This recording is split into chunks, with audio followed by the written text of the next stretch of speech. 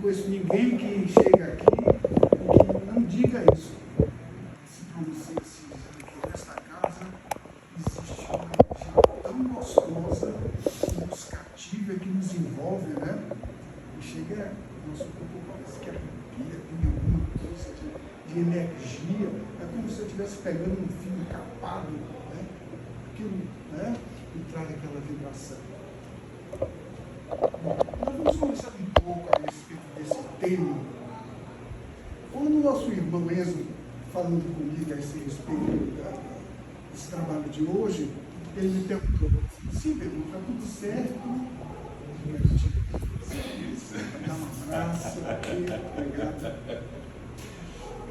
Então, quando o nosso irmão perguntou qual é o tema que nós vamos falar, ele logo assim, de bate-pronto, o despertar. E aí, passaram alguns minutos, eu lembrei, peraí, depois da última vez que eu estive aqui, o tema foi despertar. E de novo, esse tema surge assim, né, de uma hora para outra na mente. Quem sabe eu esteja precisando despertar, e algumas pessoas que estiverem presentes talvez também estejam precisando despertar.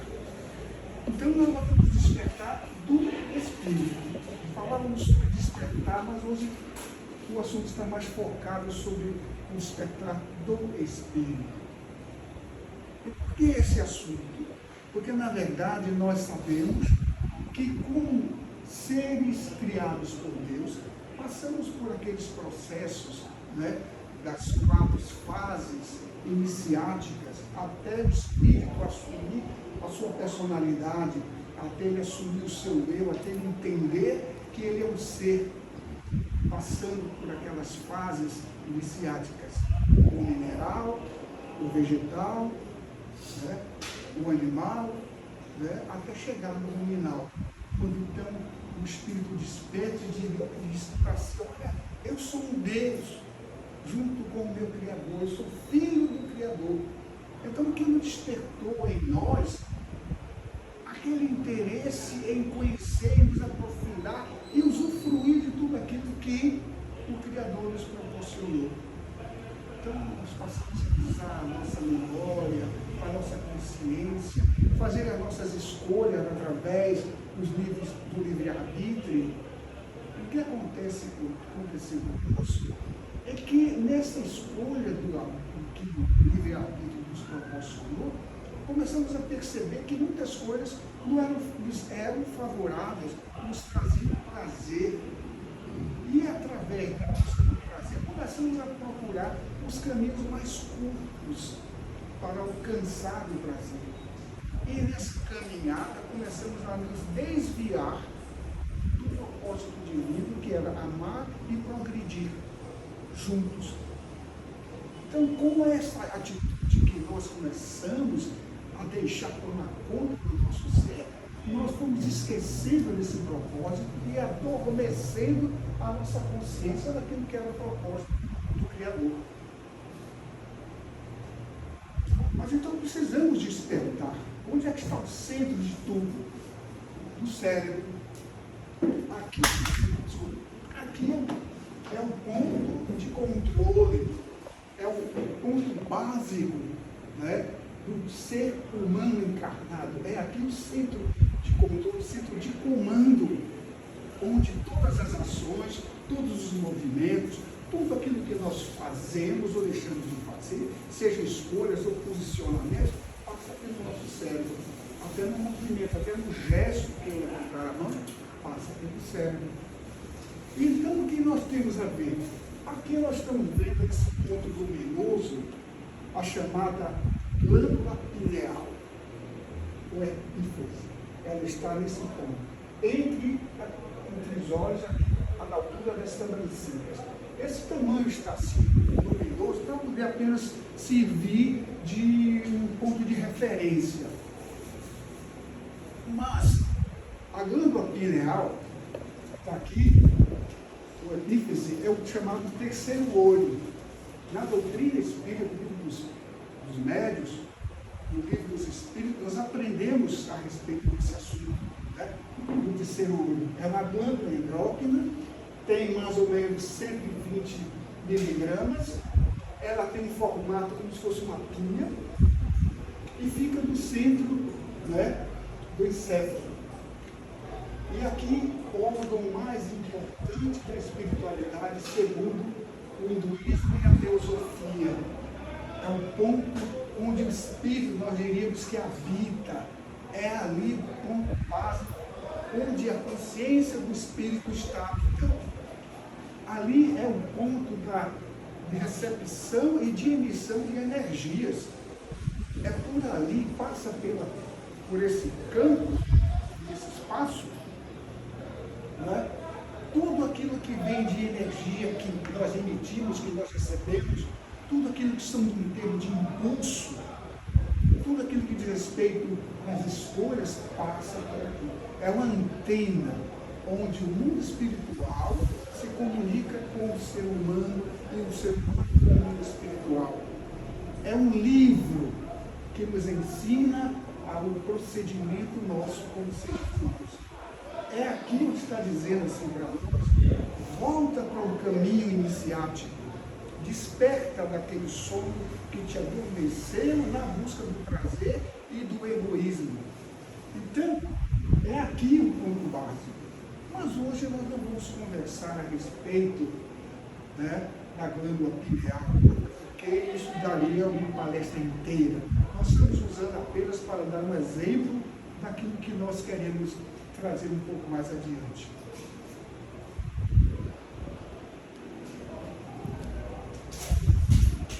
Quero falar um pouquinho sobre o Mágico de Oz e seu simbolismo em relação com a alma humana. Quantos aqui já leram esse livro, O Mágico de Oz? Alguém já leu? Ou já assistiu um filme, ou uma peça? Porque esta obra maravilhosa parece ser uma coisa infantil, e é também, mas ela é muito mais do que isso.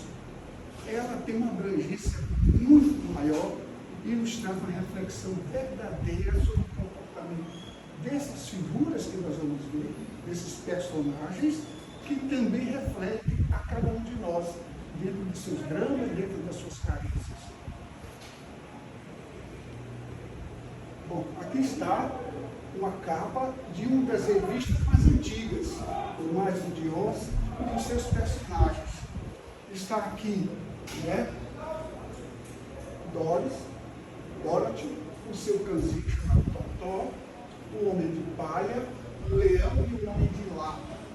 São personagens que vão permear este livro e vão nos trazer as experiências, as carências e as buscas de cada um, comparando com as nossas. Esse livro foi escrito em maio de 1900. Esse senhor aqui foi o autor desse livro. O seu nome é L. Frank Baum. É dito por algumas pessoas que este livro foi inspirado pela sua esposa, mas na verdade ele confessa que esse livro foi inspirado, essa obra, pela sua sogra. Engraçado também que até a sogra, que nós tanto falamos, também nos traz alguma coisa de conteúdo muito.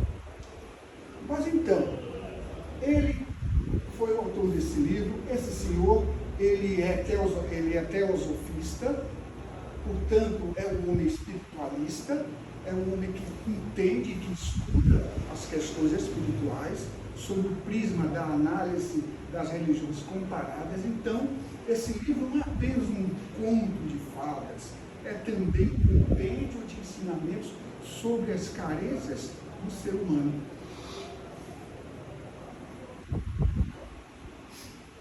E aqui nós vamos ver os personagens, né, que participam desse trabalho.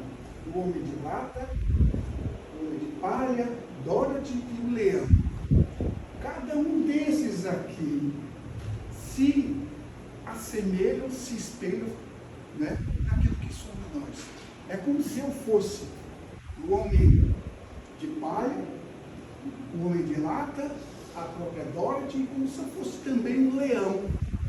Então, o que essas figuras vão trazer para nós para nos ensinar alguma coisa. Então, no livro, nós vamos voltar um pouco atrás e vamos ver o seguinte: tudo começa com esta casa. Dorothy morava com seus tios numa casa no campo e eram muito felizes, viviam bem, se comunicavam bem, tudo estava às mil maravilhas. Até que um dia, nesse ponto, tem duas bruxas más e tem a bruxa do bem. Então, até que um dia a bruxa do mal, ela resolve, né, investir contra Dorothy e contra a família dela e agita esta casa. Traz um temporal, um furacão que pega esta casa e ergue e tira do lugar. Isso tudo aqui, essas figuras que estão acima da casa, foi aquilo tudo que voou sobre a casa, aquelas sombras que trouxe e levou a esta casa um sentimento de perda, de dor, de amargura, que só quem teve uma casa que foi invadida pelas águas ou sofreu algum acidente que a casa desabou, tivemos alguma perda, é que sabe o que representa uma perda. Quando tudo parece estar bem em nossas vidas, eis que surge quem? A bruxa do mal. E diz assim: a vida de fulano está muito bem. Nós vamos para o centro, tomamos um passe, escutamos as palestras, bebemos água frutificada, até os espíritos conversam conosco, tudo bem na minha vida. Parece que está tudo bem. Eu estou adormecido de uma outra maneira, adormecido no convencimento de que está tudo bem à medida em que eu estou me identificando com o Espiritismo. Mas, como disse hoje Geraldo, será que a doutrina espírita está dentro de nós? Ou nós estamos utilizando essa fachada de espírita, né, para poder demonstrar alguma coisa? Até que então vem a bruxa do mal e destrói a nossa casa. E tira o sossego da gente. É um problema qualquer, é uma perda de emprego, é uma enfermidade, é um filho que se perde, é um marido e uma esposa que não se entende e parte para a agressão. Enfim, a casa que era tão acomodada, tão bonita, todo mundo vivia tão bem, de repente a bruxa vai lá e joga a desforma. E destrói tudo aquilo e vem com ela. Essa casa que era tão maravilhosa, ela é levada. Muito bem. Então nós vamos ver o seguinte, seguindo aqui, que Dorothy, então, ela busca voltar a essa casa, ela quer achar a sua casa, ela está num lugar que não sabe, o furacão levou tudo, está tudo nevoeiro, assim a nossa vida. Quando nós estamos vendo que está dando tudo aquilo, que nós nos sentimos perdidos, queremos achar a nossa casa. Por que casa? O que representa a casa? Se não segurança, se não aconchego, se não amor, se não paz. E Dorothy estava buscando isso de volta que lhe foi tirado. Então ela sai da busca disso. Só que esta casa que cai, né, ela cai sobre a própria bruxa. Aquela expressão que diz que o mal por si se destrói. Esta casa cai sobre a bruxa e os sapatos desta bruxa, que eram um sapato mágico, foram retirados pela bruxa do bem e deu para Dorothy. E disse: Dorothy, você vai usar esse sapato porque você vai caminhar por caminhos espinhosos, por meio de pedras. Vai caminhar sobre lama, sobre água, sobre ribanceira. Você vai passar por lugares terríveis. E essa bruxa do bem nos mostra isso. Quando nós buscamos o esclarecimento superior, a espiritualidade diz para você: olha, você vai encontrar muita coisa difícil, mas calce os seus pés com a fé em Deus, com a segurança daquilo que você é, do que você quer, do seu objetivo, baseando-se para tanto abraçar os ensinamentos que a espiritualidade lhe traz. Então nós poderemos às vezes passar por tantos perrengues na vida, mas calçados nós vamos conseguir passar. E Dorothy calça os pés, e no seu caminho ela vai encontrar muita dificuldade. Aqueles que nós verificávamos era o sapato vermelho, né, que ela utiliza, o sapato mágico.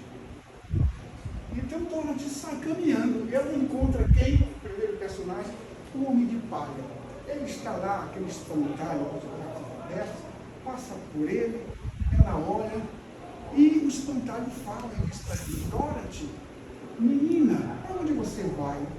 E ela diz: eu estou indo à cidade das Esmeraldas, que fica além do arco-íris.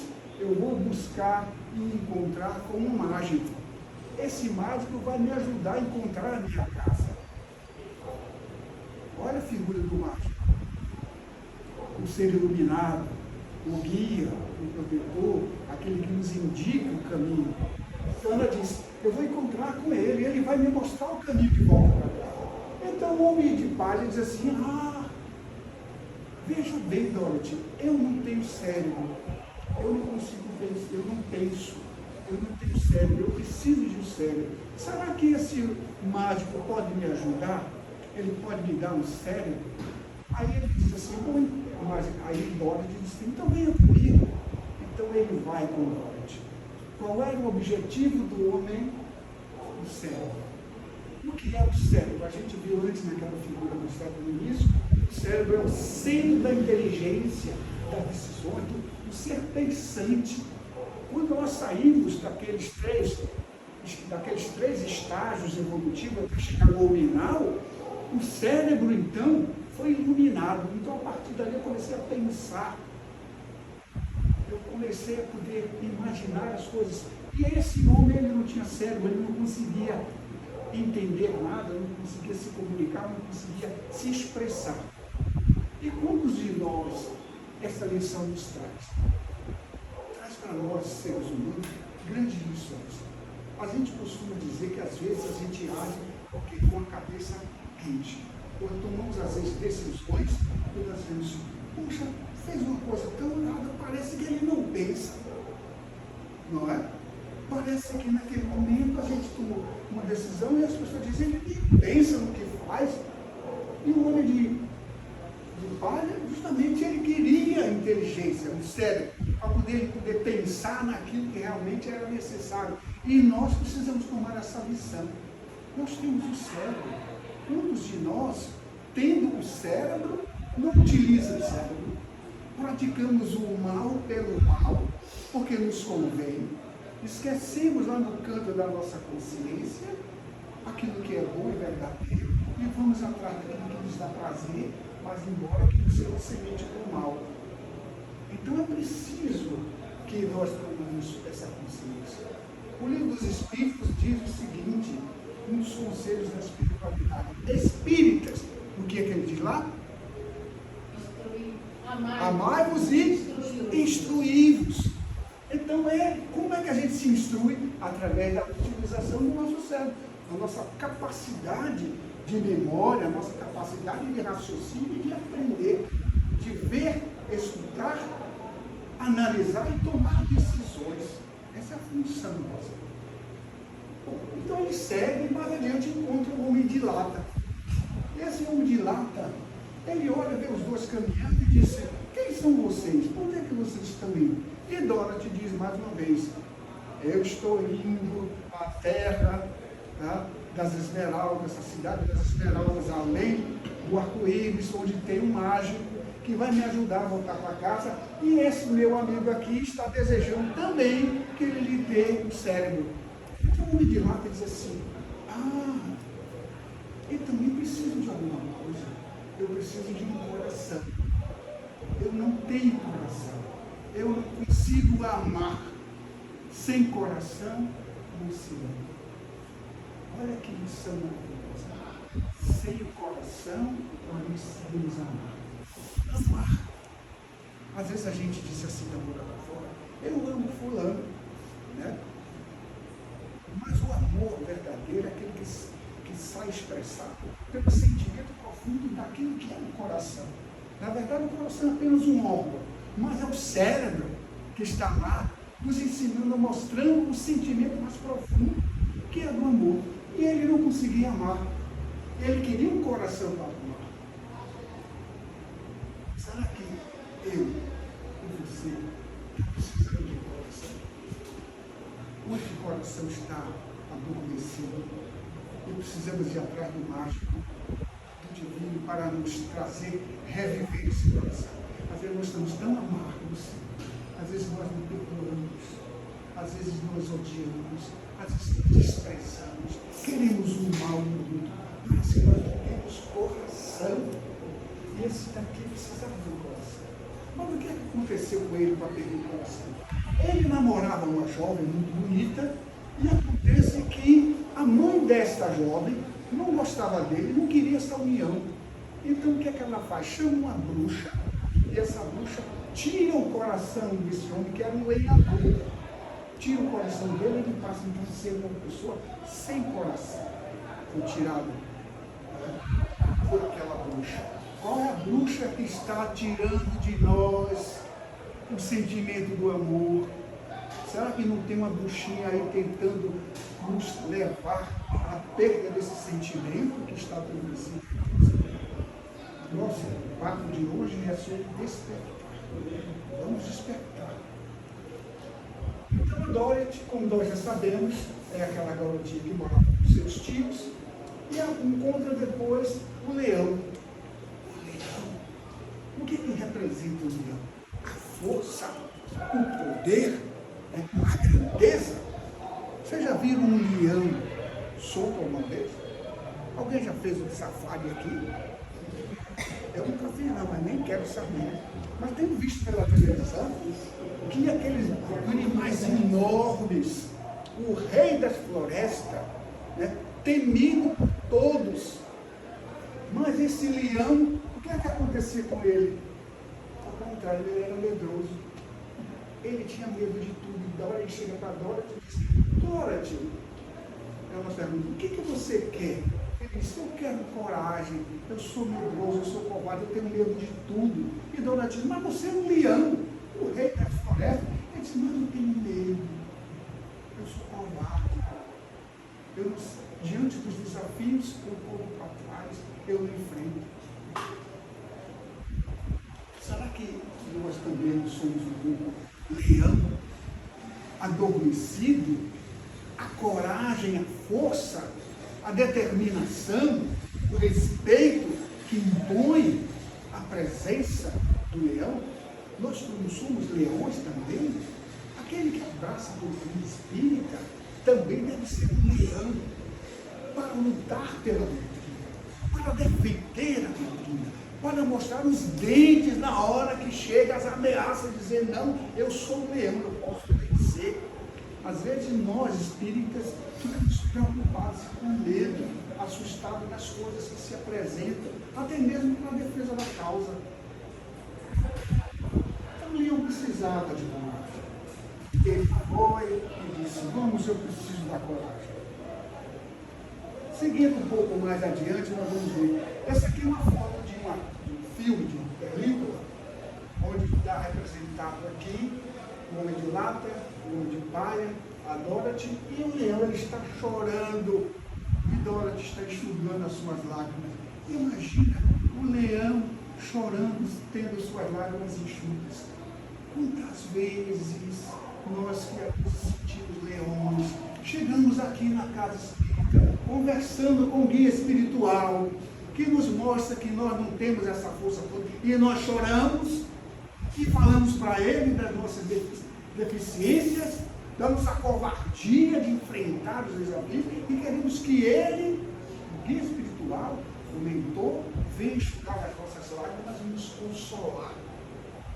E Dorothy fez esse papel de consolar, de dizer: venha comigo, vamos até o mágico de Oz, venha comigo, vamos até o Estrela Guia.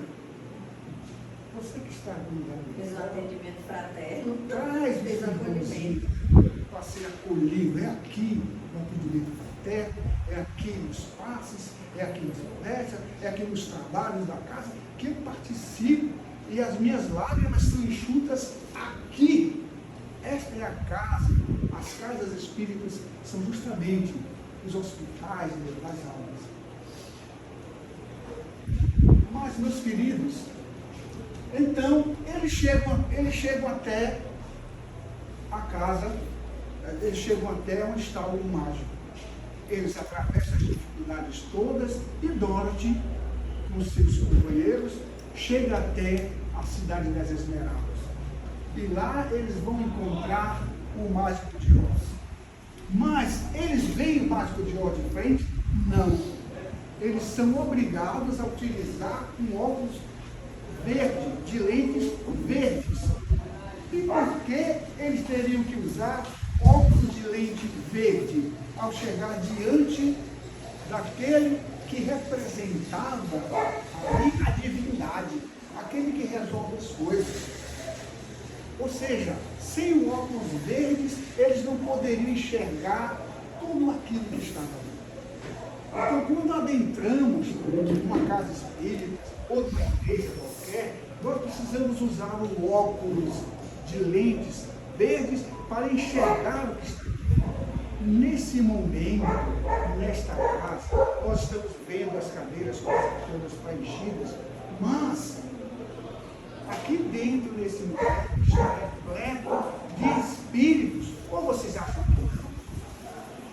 Eles chegam aos montes de acordo com o seu sentimento, dizendo: ali é a terra, a cidade, né, das Esmeraldas. É ali que eu vou encontrar o consolo, o conforto, a orientação para a minha vida. Então, ao chegar no centro espírita, perceba, use o óculos verde da humildade, da espiritualização do ser, para poder perceber as coisas que passam. Eu gostaria de apenas fazer uma pequena observação. Durante algum tempo em que nós militávamos aqui nessa casa, cansamos de ver espíritos chegarem aqui trazendo macas com seres espirituais deitados sobre as macas e se concentrar basicamente naquele canto. E viam com equipamentos que eu nunca tinha visto. Aqueles equipamentos de luzes luminosas de todas as cores, com fios colocando sobre o espírito que estava deitado numa maca, trazendo a cura. São coisas que acontecem dentro da casa espírita. Não precisamos simplesmente apenas ser um médium vidente, mas aquele sensitivo que sente a presença dos espíritos. Quantos entram para esta casa buscando ajuda? Quantos vêm também ajudar? Então, ao chegar onde está o mágico de Oz, o que acontece? Eles querem ver as coisas, mas é preciso ajudar o outro, para poder perceber o lugar onde nós estamos, o lugar onde a espiritualidade maior está presente. Então ele chega, ela pergunta para Dorothy e para os outros: o que é que vocês querem que eu faça? Aí o homem de lata diz que quer o coração, o homem de palha diz que quer o cérebro, o leão quer coragem e Dorothy encontra a sua casa de volta. Né? Cada um tem seu pedido. Então, o mágico de Oz, o que é que ele disse? Ele disse: eu sinto muito, mas não posso atender vocês. Não pode nos atender, você é o mágico de Oz, que pode fazer tudo acontecer. Não, eu não sou divino. Eu não tenho magias para atender ninguém. Vocês precisam fazer o seguinte: vão até a casa da segunda bruxa que ainda está viva, mate essa bruxa, traga a vassoura dessa bruxa e voltem aqui. Então eles seguem, caminham fora até chegar na casa da bruxa. Essa é a representação da bruxa. Está aí trajada com uma lilás roxa, um lado vermelho, rosto meio azulado, parece um ser sem vida, assustador, apavorado, né? Uma bruxa sempre representa aquele ser, né, com luzes escuras, ou essa tonalidade roxa, que é produzida aí para assustar, para amedrontar aqueles que vêm aqui atrás de alguma coisa. Então, eles chegam lá e a bruxa diz assim: o que vocês vieram fazer aqui? E ela começa então a agredir a eles. Chuta o cachorrinho, pega um pouco de fogo e tenta queimar o homem de palha, queima o braço do homem de palha. E aí Dorothy assume a responsabilidade e diz: quem é você para poder chutar o meu cozinho, o meu companheiro? Quem é você para querer queimar e destruir o meu amigo homem de palha? A defesa daquele que está ao nosso lado. A defesa daqueles que nós amamos, que caminham conosco. Nós temos que lembrar isso. É através do amor, desse sentimento, que temos que despertar em nós. Defender aqueles a quem nós amamos. E isso é o que nós fez. E nesse momento, o que ela faz? Ela pega um balde de água e joga no braço do homem de palha para apagar o fogo. Quando essa água bate nele, ela respinga em quem? Na bruxa. E a bruxa não podia receber água. Quando a água bate na bruxa, ela se derrete, se desmancha, se desfaz. Ela morre. O mal, se não for enfrentado, ele vai continuar. Ele vai chutar o teu, ele vai colocar fogo no teu amigo. Ele vai tentar manter a gente debaixo dos seus pés, nos pisando e nos fazendo que o nosso propósito maior do despertamento continue adormecido. Você não pode contra mim, eu sou poderoso. Muitas vezes, irmãos que estão aí ainda na faixa, né, da obscuridade, da ignorância, com os chamados de obsessores, muitos deles chegam para nós e dizem: quem é você? Você pode comigo? E nos desafia. Às vezes eles tentam, às vezes até mesmo enfrentar os mentores espirituais. Quem frequenta as mediúnicas já presenciaram isso que eu estou falando. Às vezes aqueles que estão na obscuridade querem nos desafiar e nos mostrar o seu poder e nos manter debaixo dos seus pés. Então, como a gente vê aqui, o homem de lá está com o machado. Lembra que eu falei que ele era um lenhador? Então, eles pegam a vassoura e correm para o mágico de Oz. Chegando lá, ele diz: aqui está a vassoura, nós matamos a bruxa. Então ele diz assim: que coisa interessante, vocês conseguiram. Eu não fiz nada, eu dei a você o chamado pontapés. Eu joguei para você que você pode, que você tem esse poder, que você tem cérebro e não usa, que você tem coração e não ama, que você tem coragem e não aceita assumir a sua posição de coragem. Então ele faz com que o homem de palha bota no seu cérebro. Ele mesmo consegue, encontre o seu cérebro. O homem de lá está envolvido algo no plano que dá para ele, nesse momento, o coração começa a bater.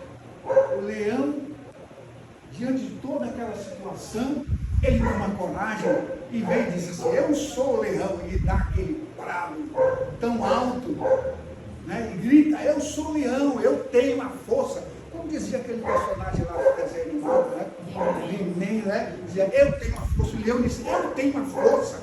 E quando ele fala isso, tudo treme, porque ele é poderoso. E é isso que nós, espíritos, precisamos dizer: eu tenho força, sim, tenho coragem, eu posso enfrentar tudo, eu tenho cérebro que me ajuda a pensar, eu tenho coração que me faz amar, eu tenho a força que me faz lutar diante dos desafios, eu tenho tudo isso, então eu estou pronto para o caminho de volta. E aí Dora disse assim: todos conseguiram, faltou a minha parte. E aí ela pergunta para o mágico: e agora, cadê a minha parte? Ele diz assim: vai então encontrar com a segunda bruxa do bem. Ela vai encontrar com a segunda bruxa do bem. Essa é a Dorothy, representada no filme, né? Dorothy Gale, a atriz é Julie Glayton, ela que representa no filme a Dorothy. Essa figura. Então a Dorothy, ela vai encontrar a bruxa do bem. E aí ela se encontra e diz para a bruxa do bem: você pode me ajudar? Porque o mágico me disse que você é a única esperança de ajudar a fazer eu voltar para a minha casa. E aí a bruxa do bem diz para ela: o que é que você tem nos pés? Ela disse: eu tenho sapatos mágicos que me foi dado pela primeira bruxa do bem. Aí ela disse: então junte os pés e bata os calcanhares, que você vai encontrar. Então quando ela junta os calcanhares embatem, de repente, é transportada para onde estava a sua casa. Então, meus queridos, o que representa o bater dos pés? Aquele potencial que eu tenho, que eu preciso despertar, eu tenho aqui, mas não consigo saber. Bastava bater que eu chegaria lá. Então basta eu me entregar como espírito nas mãos de Deus, confiar no Pai, em Jesus, a espiritualidade que me assiste, para eu chegar até a minha casa.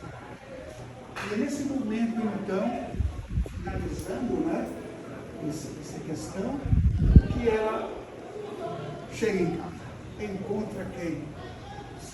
Seus tios, que a recebe. Chega ela com seu pãozinho e abraçada, né, pelos seus tios. Finalizando, o que representa isso? O retorno ao lar. O espírito que se desenvolveu, que tomou corpo humano, que passou pelas experiências que é necessário progredir e amar.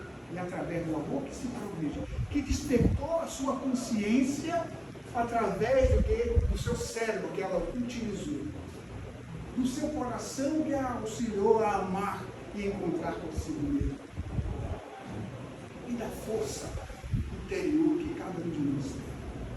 E voltamos então, depois dessa casa nossa, espiritualmente falando, essa nossa vivência com espíritos encarnados nesse plano, ao fim de toda essa busca, toda essa luta, nós poderíamos voltar ao nosso lar.